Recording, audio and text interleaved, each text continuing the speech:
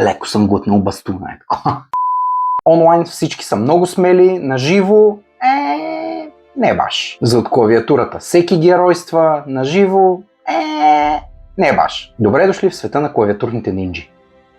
Предполагам, че сте забелязвали как в интернет всички са много силни. Имат мнение по въпроса, веднага са готови да кажат, да хейтят, да ти обяснят как да се оправи държавата, как да си живее живота, как да си такова жената още малко. Те са навсякъде. Коментари, статуси, дълги обяснения, четене на морал, лекции, истини, обсъждания. Това са клавиатурните нинджи. Хора, които винаги имат мнение по въпроса, винаги са готови да го споделят, ама само онлайн. Излезеш ли обаче на живо срещу тези хора, те далеч не са толкова смели и далеч не са такива нинджи, както зад екрана. В реалния живот тези хора в повечето случаи просто мълчат. Мълчат, защото зад екрана е лесно. Наживо не защитават позициите си, не спорят, не дават излишен акъл, не казват какво мислят. Но онлайн е лесно. Екранът те пази, няма реакция срещу теб, не можеш да се изчервиш, не можеш да се притесниш. Няма поглед срещу теб, няма реакция в реално време, няма нищо. Екрана, клавиатурата, те те пазят. Наживо обаче не е точно така.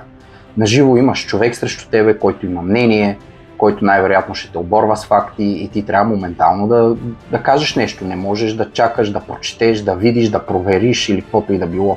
Може да се изчервиш, може да се засрамиш, може да ти стане неудобно дори. И точно това плаши хората. Затова хората са по-смели, когато общуват през екрана и клавиатурата, отколкото наживо. Наживо те имат много мнения и много малко смелост. Сега естествено не говоря за всички, но большинството. Но истинският характер все пак на човек не се вижда зад клавиатурата и зад постовете и коментарите, които пише, а се вижда в общуването на живо. Когато трябва да застанеш за думите, които си казал, да понесеш отговорност и да защитиш позицията си по някакъв начин, независимо дали тя е вярна, невярна, дали ще се смеят всички, дали ще те оборят и така нататък. Зад екрана лесна работа. Коментираш, пишеш, храниш. Като ти напишат някой негативен коментар, какво? Игнорираш го, блокираш човека.